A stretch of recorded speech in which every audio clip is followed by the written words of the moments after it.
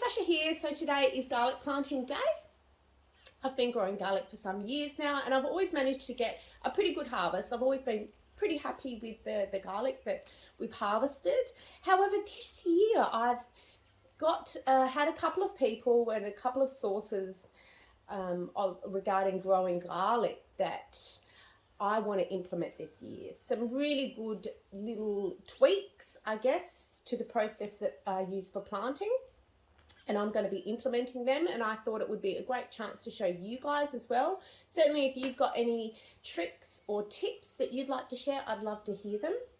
Now, the first lot of garlic that I ever bought was from the Diggers Club, and I got, I think, a purple and a cream variety. So every year when I harvest my garlic, I will cook with some, I'll preserve some, and then I'll keep aside the biggest cloves or heads of garlic to replant the following year, which is what I've done here. I've gone through, I've picked out the biggest cloves of garlic, and then I've separated some of the thinner stuff that I'll use for pickling and for preserving. Now this year also I wanted some new varieties in the garden, and one of my main requirements when I chose that was that I wanted really big cloves of garlic that were easy to peel.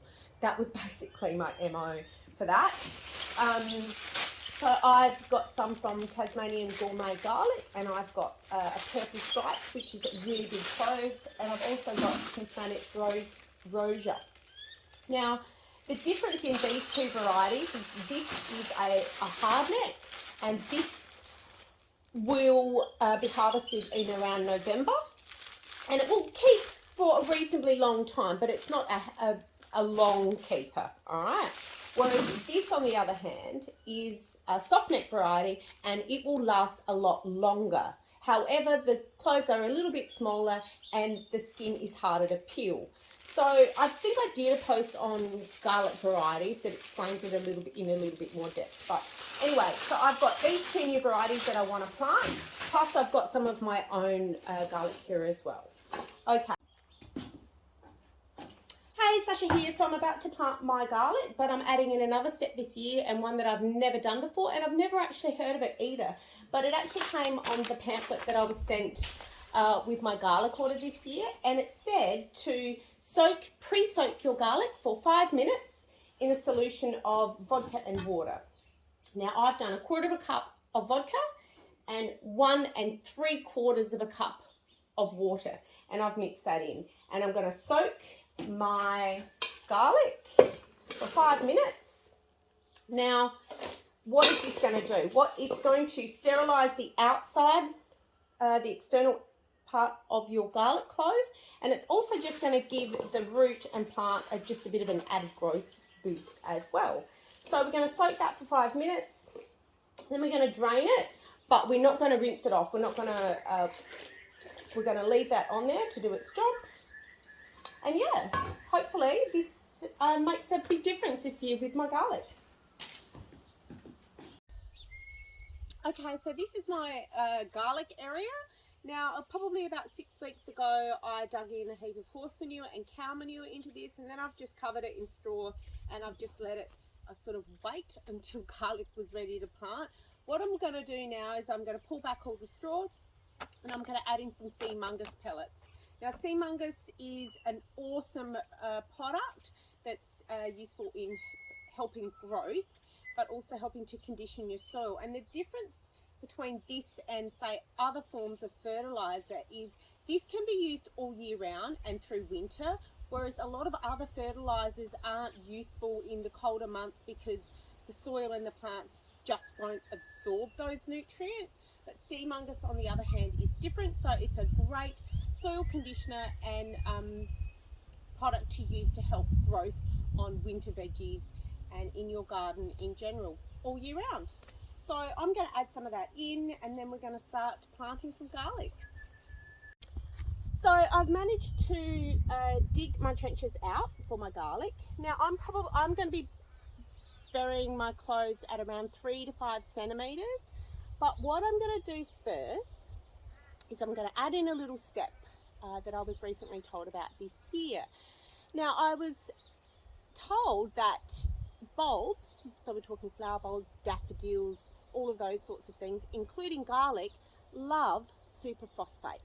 It's really, really good for creating healthy big bulbs.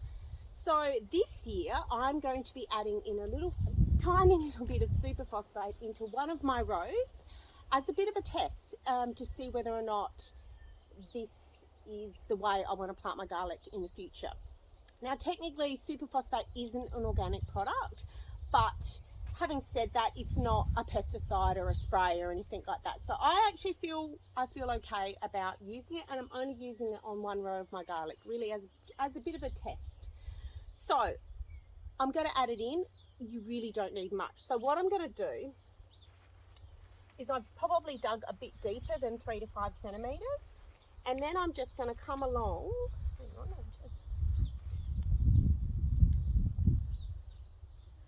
all right. So what I'm going to do is I'm just going to add in like a really, really tiny, like teeny tiny amount. Because whilst I have absolute faith in this advice, because it comes from someone that really knows their stuff when it comes to gardening, I've never done it before, so I'm also a little bit nervous, even though I probably don't need to be.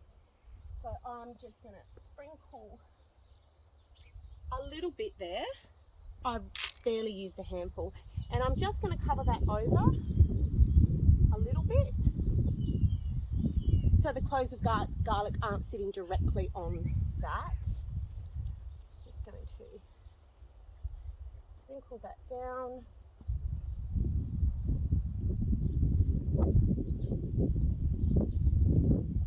Right, so that's really well covered now. Now I'm going to come in and plant my garlic and cover it over so it's around 3 to 5 centimeters deep. So I've just planted my first trench of garlic. I'm using, in this trench was my test trench. It's got the superphosphate in it, and I'm also using my original garlic stock that I had from the Diggers Club, which is the purple garlic. So I've planted these 15 centimeters apart and then 20 centimeters across. I've put them in at a depth of 3 to 5 centimeters. I'm going to come in, I'm going to cover this over, and I'm going to give it a really good water. I'm going to wait for my shoots to start showing before I mulch, but if you want to mulch over the top of your garlic cloves straight away, that's entirely up to you. I like to wait to see the shoots first, and then I'll mulch over. But mulching with your garlic is important because garlic does not like to compete with weeds. So I hope you enjoyed those tips and tricks regarding garlic. I'd love to know what you're doing. I'm all ears. Let me know, and I hope you have a great day. See ya.